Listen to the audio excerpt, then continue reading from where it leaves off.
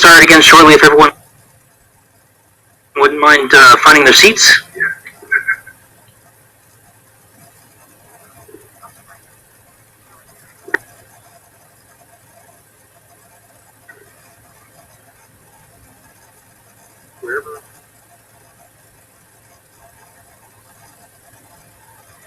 Wherever you would love.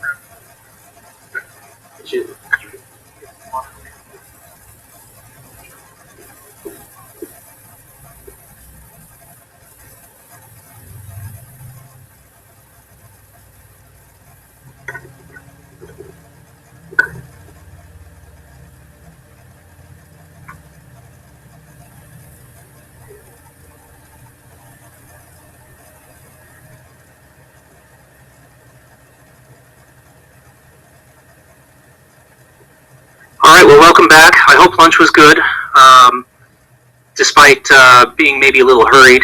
I hope everybody got their fill. I am very pleased to have our next guests here for our first afternoon panel. We have Representative Jovan Melton. We have Brian Shepard, representing the Governor's Office. We have Commissioner Pamela Patton from the Public Utilities Commission. Those of you may notice that Representative Melton does not look much like Representative Duran. We did have, originally we advertised we were going to have 3 legislators here. Due to some schedule conflicts and one lost election, we didn't have any of the legislators that we originally had scheduled, but I am extremely pleased. I was extremely pleased last night to find out that Representative Melton was going to be able to attend, so we do have a legislative representative here for our panel discussion. And Representative Melton, as opposed to the Commissioner and Brian, didn't get a chance to see the starter questions, so these will be a surprise for you. Where did our other microphone go? There it is.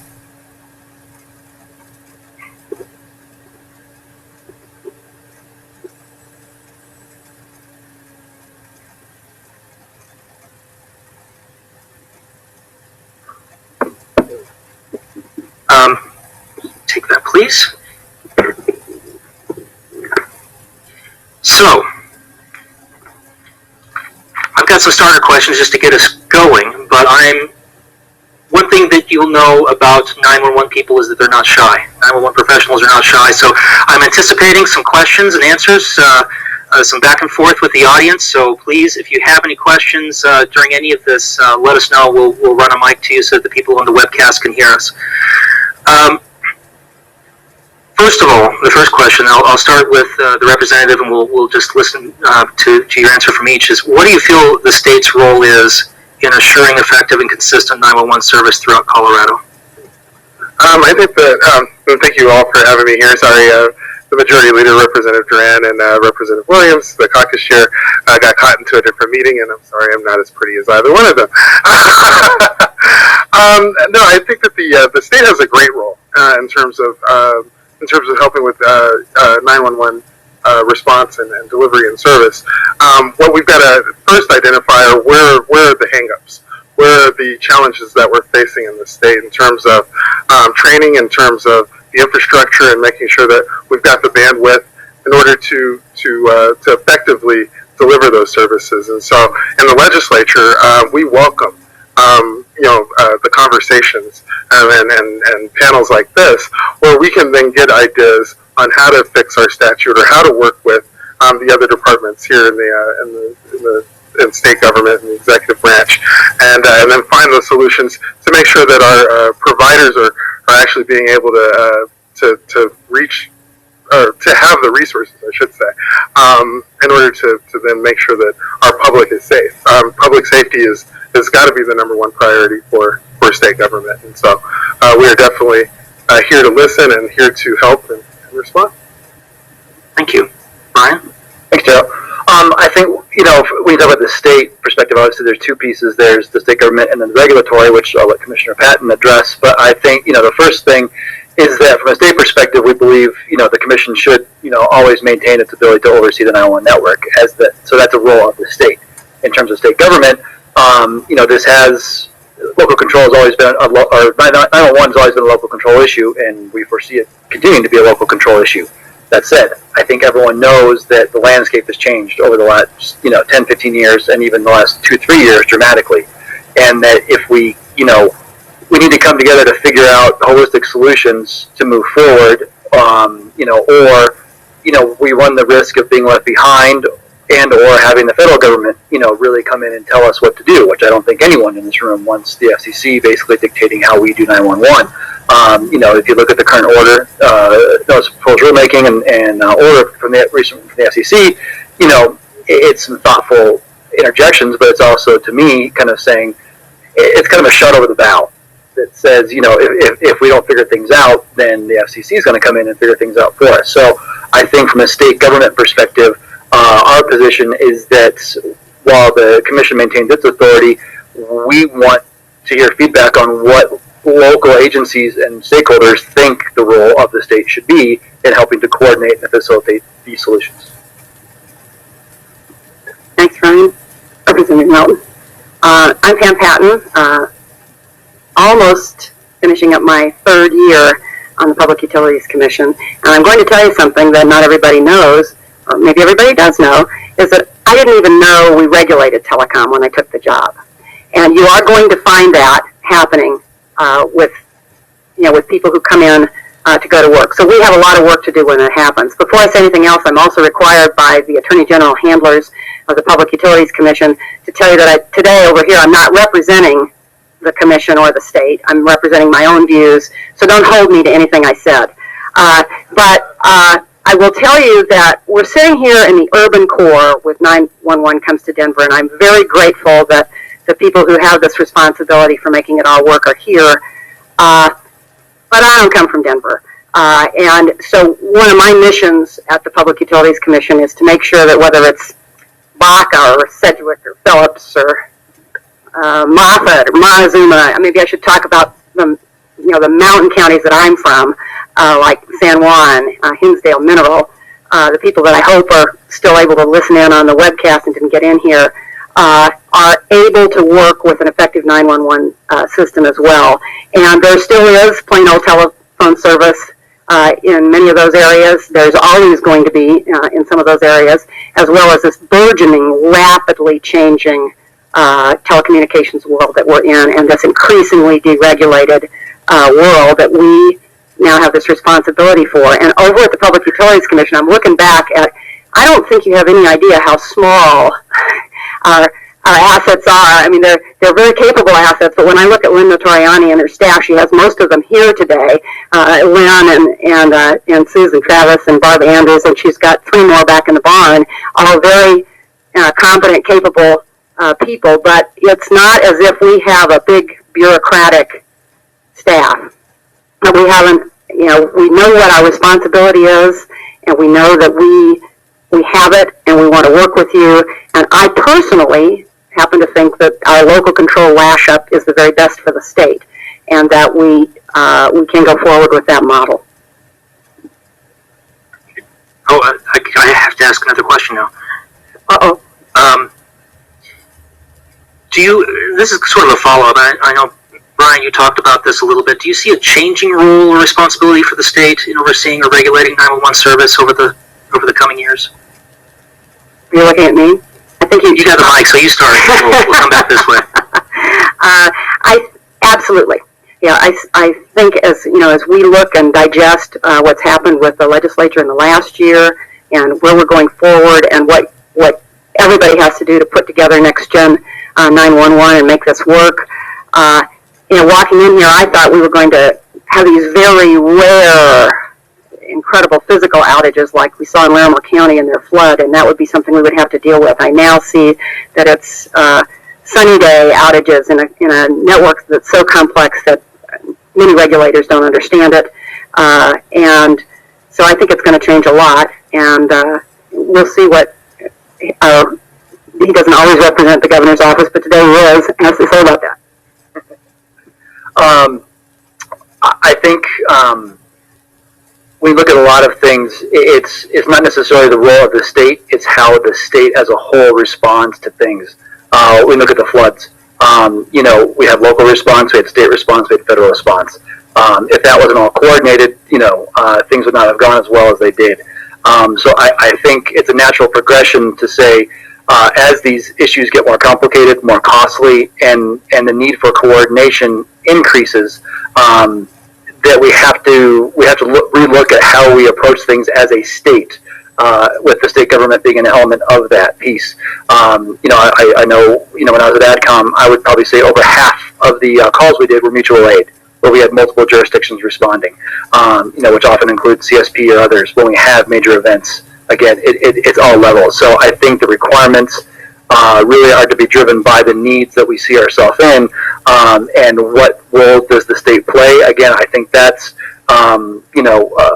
we're looking to local stakeholders, representatives, the commission, to really be part of a holistic conversation to say, what do we need to do? And some of the other activities, like with FirstNet, we're coordinating. We're really coordinating and really helping local jurisdictions get involved and tell us what they need so that we can coordinate with the federal level. That might be something that comes into play. So I think it will change, but we need to have a conversation, a holistic conversation, to figure out what that looks like. Yeah, and I completely agree. I don't think necessarily that the state's role will change, but how we support local governments, especially with this new onslaught of technology that's coming out. My background before I was a representative, I worked for Comcast in their Government Affairs Escalations Office, working with the PUC and with other regulatory agencies. And we were constantly being trained on new technologies and what was changing within the network and within the system. And that's very hard for local municipalities and local governments to keep up with. So I think the state's role has got to be one that is supportive of making sure that we're providing the right type of resources and the right type of statutory requirements that help support those local governments, make sure that they can deliver their services and keep up with this ever-changing world. This question is mostly for the representative, I think, although I think you two can add in on this. In the past, when legislative and also regulatory proceedings have come up, sometimes we see industry or carriers on one side of the issue and local government on the other side of the issue. How do you balance those competing interests and make sure that you're coming out to a decision that's fair and is the best decision for everyone involved? No, that's a great question, and we see this down at the Capitol quite a bit, especially with the telecom reforms that we've had this past year.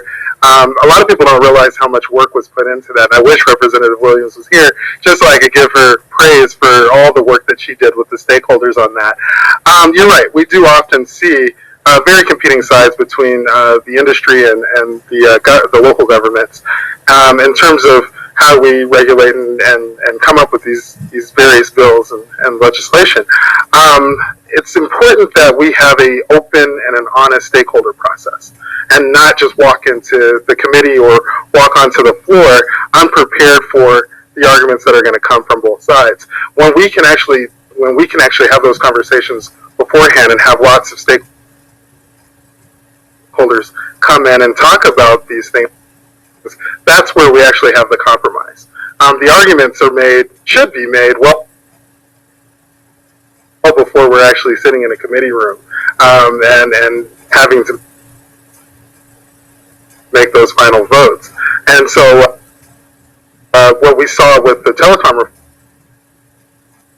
reforms was years and years and years of negotiation and a number of different bills that were brought up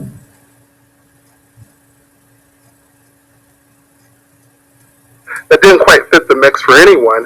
This last year, I think, was the best way that we've done this.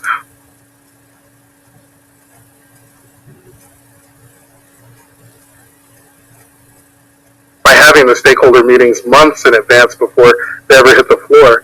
And once those did, then we were able to get both government and the industry's buy-in on those. And I felt like we came out with a very, very solid package of bills.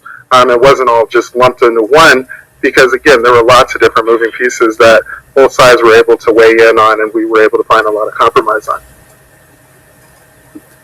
Yeah, I agree with Representative, and I was, as part of my my day job, so to speak, with the rural broadband issues, I think two things really emphasized why those bills were passed. After I think most people in this room know, we tried for 3, 4, 5 years. One was, as our representative said, there was engagement by everyone.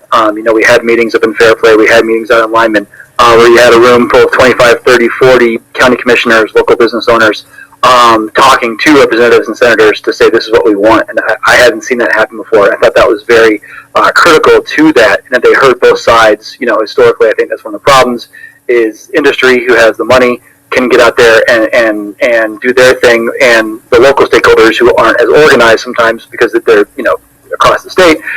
So I was really pleased with that. But I think the precursor to that was education. And I think that was, when I moved over to the state, that was one of the first things that we focused on was educating county commissioners, educating local business owners on what does broadband mean, what do these telecom reforms mean.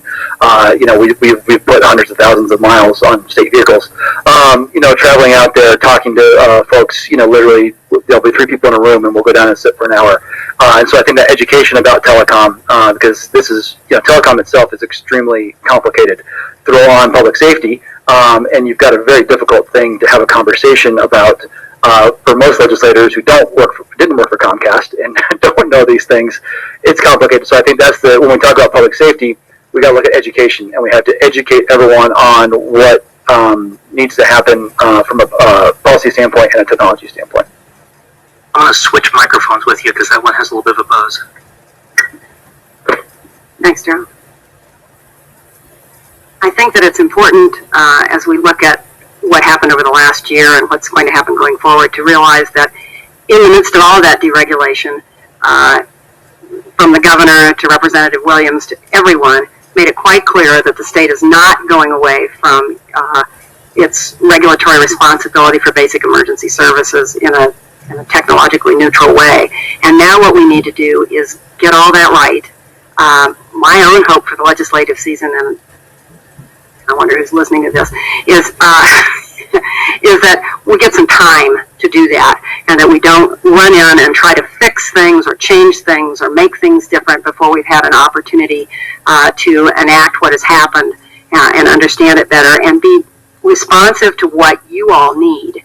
And one of the things that I think about is that we all need to be more responsive to what Colorado needs to say to the FCC, and where we all can come together and work in common. And our commission has not had a whole lot of time to do that in the past. In fact, Brett's is not here today. No.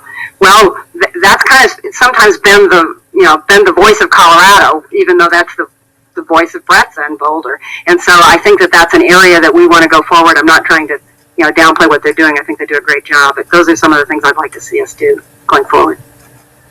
Great, thank you.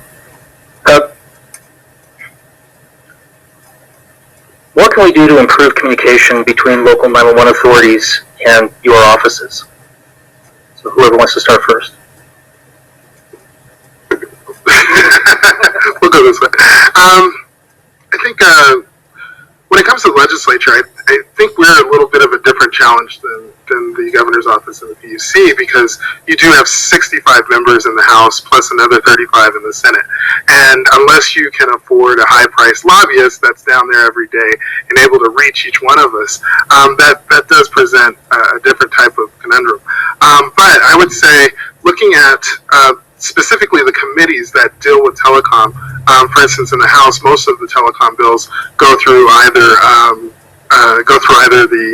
the Business, Labor, and Economic Development Committee, speaking with the chair of that committee, which happens to be Representative Williams, or going through the State Affairs Committee, which actually I am one of the members on, kind of breaking that down into the committee level does shrink the size of the legislature. And so, and we're all, down at the Capitol, we all have legislative staffs, we all have emails and phones. Emailing my office is one of the best ways to reach me, because actually I answer all of my emails, not my aide. And that's kind of true for most of the representatives and the senators down at the Capitol. But I think, when you first look at the entire General Assembly, it's like, where do I start? And really the place to start would be with the committees. And making sure that you're able to reach them and make those relationships that way your voice is heard. I think from the state perspective, really the key is just you guys telling us how you want to communicate and what you need from us. The governor's office, OAT, the other state agencies are all willing to participate. However, you guys want us to. So I think from our perspective, that's really just the key is tell us how you want to communicate with us. What do you need? Talk to us. What channels do you want? I think we've got some good templates is what we've done with rural broadband with FirstNet in terms of getting out and doing outreach to local entities on the ground so they can understand some of what our perspective as a state is. So I guess that's the biggest thing is you guys telling us what you want us, how you want us to engage in the process. This whole communications thing is the toughest, and you guys are the great communicators. I think that your task force organization is a good one. I think it needs to continue to work hard, and you all have other jobs to do. And so I don't know how to ask you to do that job more effectively working with us, but we need to be there working with you. I know you've recently done some new subcommittees. You're trying to make things work, but I would encourage you to be very proactive with the Public Utilities Commission and tell us what you need and what you want, and we'll work with you. Real quick, I was just going to one thing. Commissioner Patton kind of mentioned it, but the more unified voice that you have would help as well. It is difficult when you have 4, 5, 6 voices saying this is what we want, and they're very divergent. There's always going to, in a state as diverse as ours, and 64 counties and 250 something municipalities and 96 PSEPs, we know there's going to be, uniformity is not an option, but some kind of consistency, makes it easier because then, if there's a consistent core of a message coming, then we at the state can say, okay, here's the core of the message, what we need to work on, and then deal with, the elements that are going to be unique to the Western Slope or the Eastern Plains or the urbanized areas.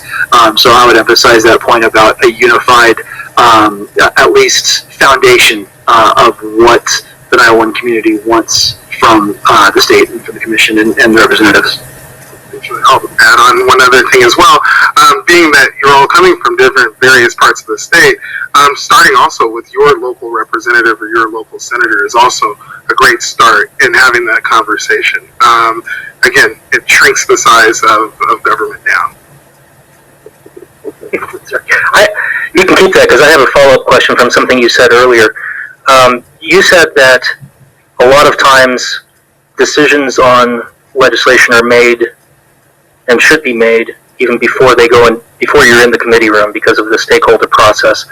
What impact does public testimony have in that case if the decisions are being made ahead of before it even reaches the committee floor? And I put my foot in my mouth. This is recorded. What I mean is when we're talking about large, complicated bills like the telecom package, it is much easier for us to have a number of stakeholder processes and go across the state and get that buy-in, especially before committee, because then when we're going into committee, I'm not saying necessarily the decision is made, but many of the conflicts are already worked out. When it comes to public testimony in committee, oftentimes that is actually the biggest thing that ends up swaying a decision one way or the other. Especially, I sit on State Affairs, which is oftentimes called the kill committee, and and it's kind of where things go that you don't want to see go forward. But there have been a number of times, though, sitting on that committee where public testimony does change the outcome of that bill, and it does revive that bill and give that legislation new life, to hear how it's going to directly impact one community's outcome in relation to unintended consequences that happen from those bills. And so I'm sorry if I made it seem like all decisions are made before we get there, but definitely when it comes to large, complicated issues where you do have two very strong voices on either side of the issue, it does help to have those stakeholder meetings beforehand, so that way we can work out a lot of the compromises on different bills.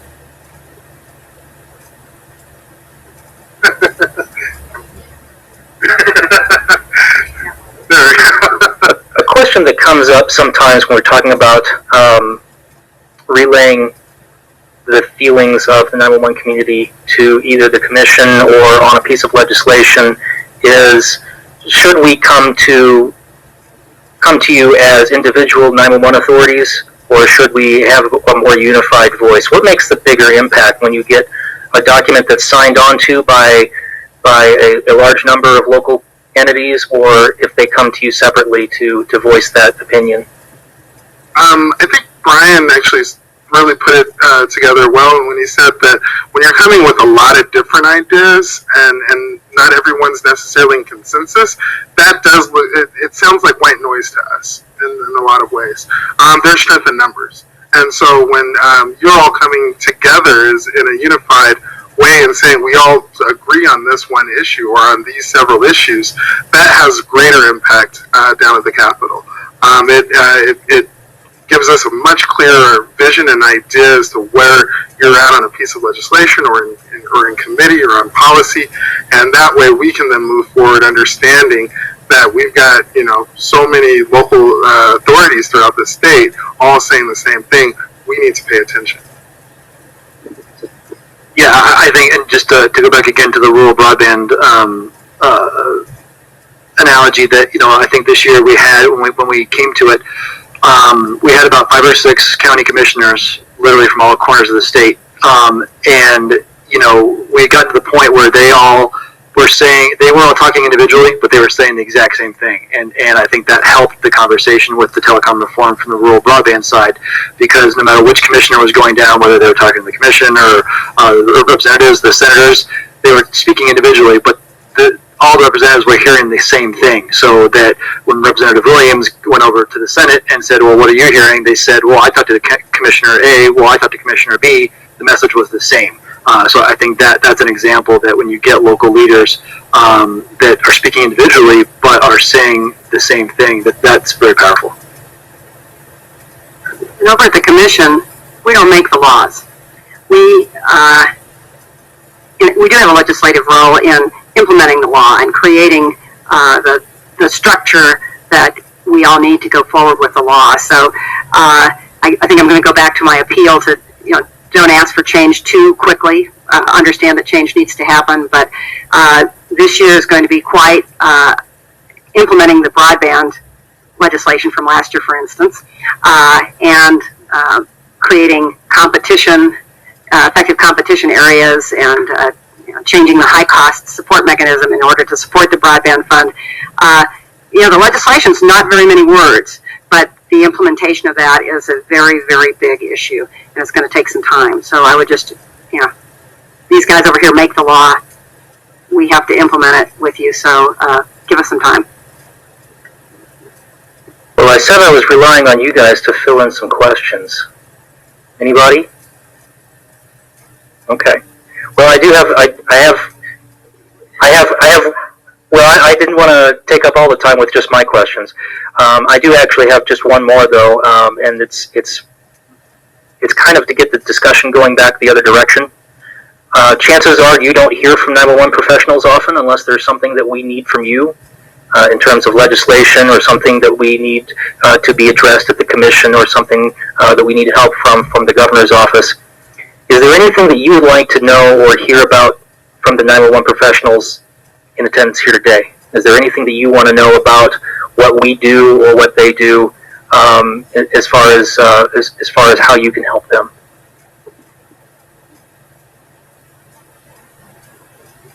That's the question. That is exactly the question. I think that's what all 3 of us would like to hear. And I don't want to put any words in anybody's mouth, but this is a great opportunity to get some of those statements out. Yeah, I guess I would just go back to what do you see as the ultimate solution that we need to work together to get to? I guess would be mine.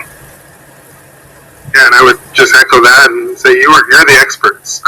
We're hit with so many issues. I think last year we passed 441 bills, and so to be the expert on all those things is impossible. We actually really do rely on you to tell us what's going on in your day-to-day operations. Yay!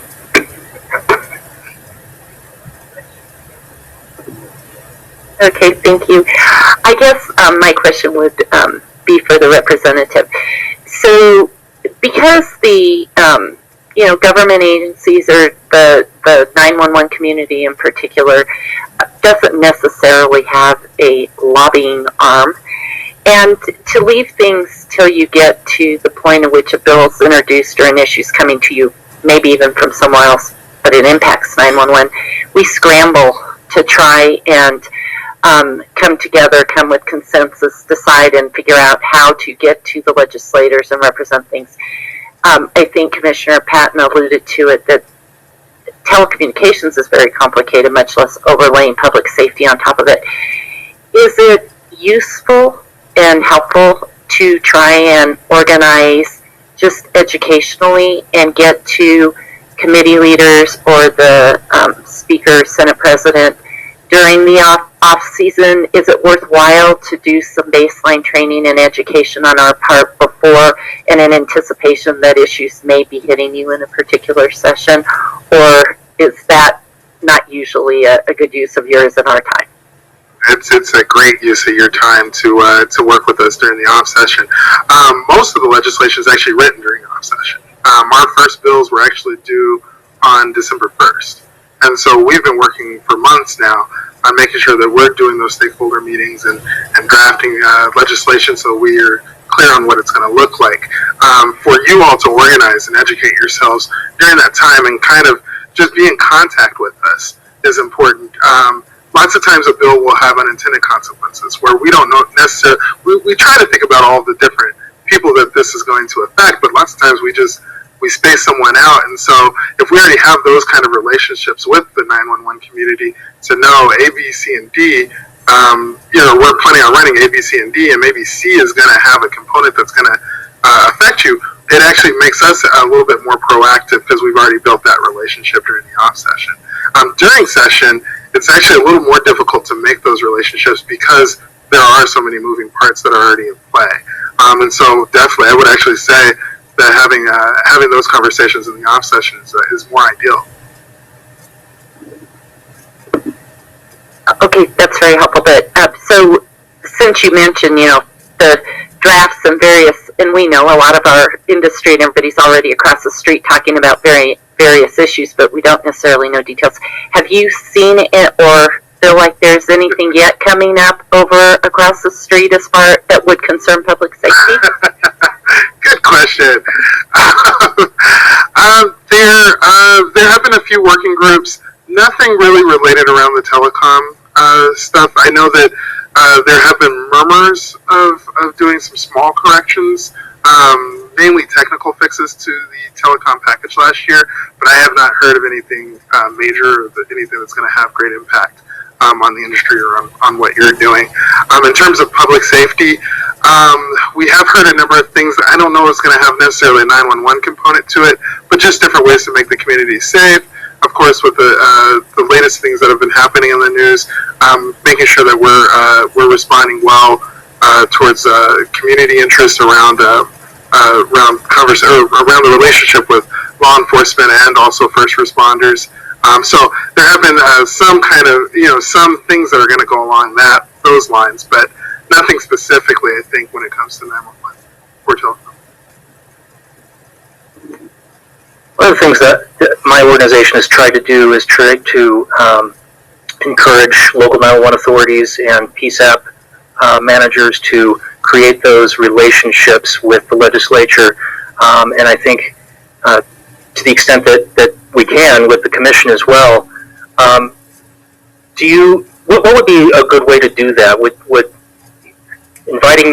Could we invite you out to coffee? Could we invite you over to our comm center to tour the facility? What would be a good way to build those relationships so that when bills do come up that affect 911, we've already got those lines of communication open?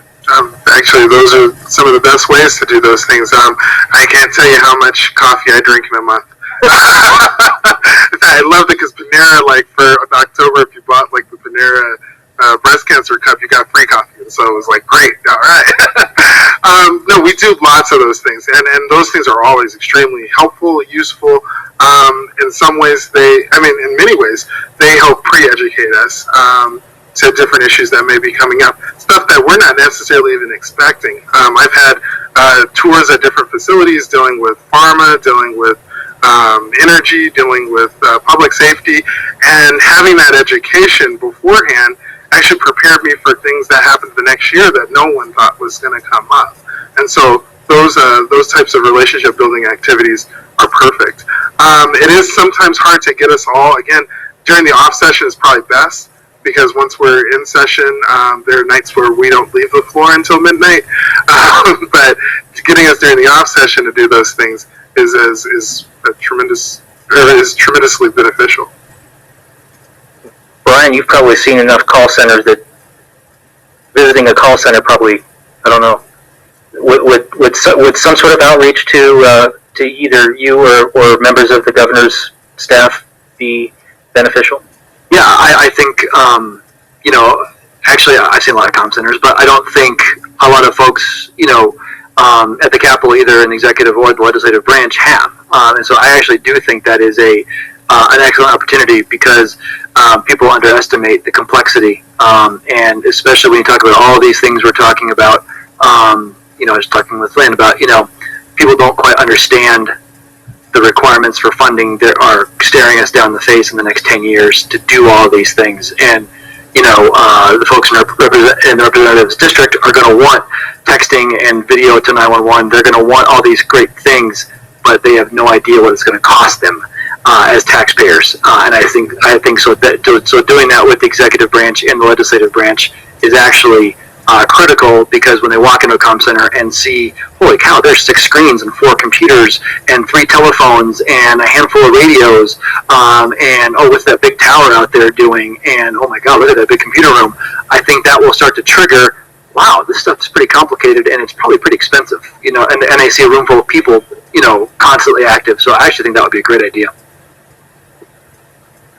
I will tell you that I probably didn't care all that much until, I don't want to say I didn't care, I had participated, in fact, as a volunteer in a dispatch center in La Plata County during our big fires in 2002 because of some communication skills.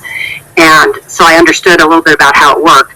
But when I spent some time in Larimer County and heard from the police chief in Estes Park that his number one concern during those floods, despite the fact that he had the roads were out, the bridges were out, people were stranded, and people were in danger of dying, was the fact that his citizens didn't have 911 and they couldn't come in to the dispatch centers and be connected to emergency personnel.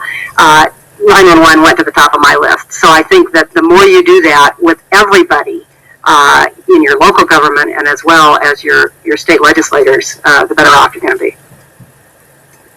I will emphasize too that what the representative said, one of the keys too is, as local entities, talk to your representatives. From the executive branch, we can come in and talk to folks who are blue in the face.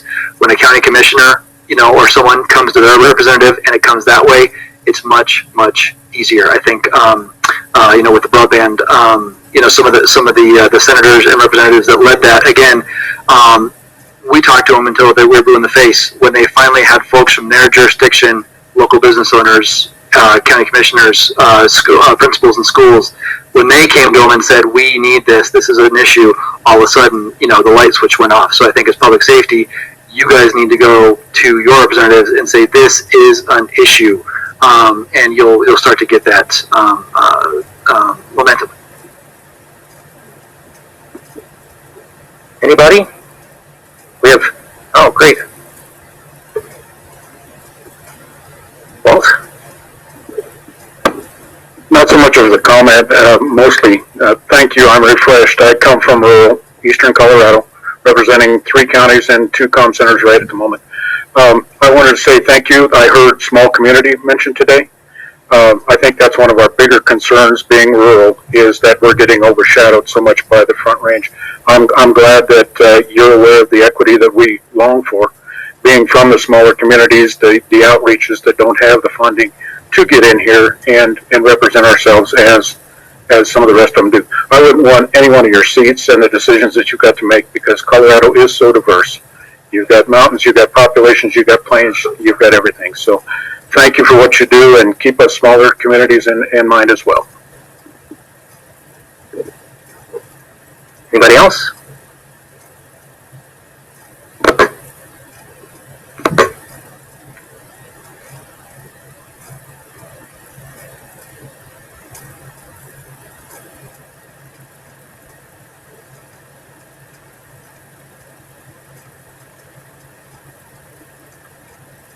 This is Cheryl Garcia. She is the disabled representative on the Colorado 911 Task Force. And she asks, are you talking with commissioners on Commission? Are you talking with Commission on Disability? So the Commission on Disability at the state, is that a place that you go to for input?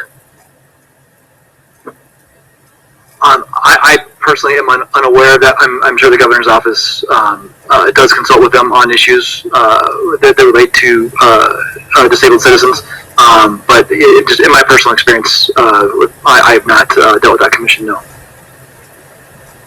Cheryl, I think that you have a singular role to play, a big role to play here, and so what I'm hoping is that what's happening with the task force, with the subcommittee, is giving a great avenue for that, and then perhaps we need to help and be more communicative with the legislature and with others.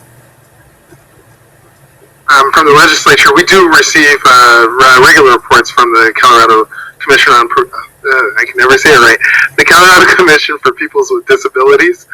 We do receive regular updates from them, mainly not necessarily in response to all of the bills that are being introduced, but more so them giving us what their priorities are. And we definitely pay attention to those and make sure that we're fitting their priorities within our legislation as well. Anybody else?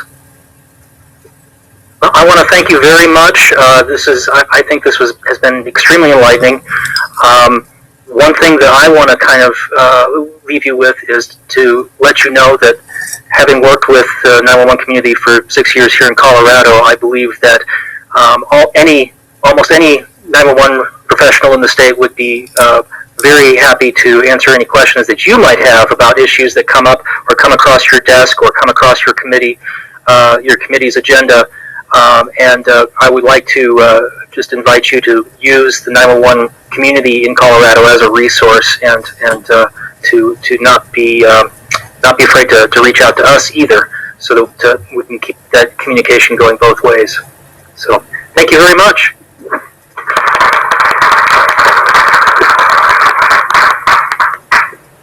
Does anybody need a break? Do you want a break? We are, to some extent, back on schedule. Jeff, I know you're back in the control room. Do you want to go ahead and do your presentation?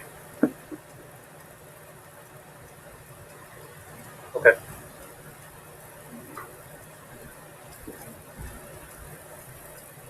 All right. Well, we're a little ahead then for the next panel, but we'll go ahead and move forward with it.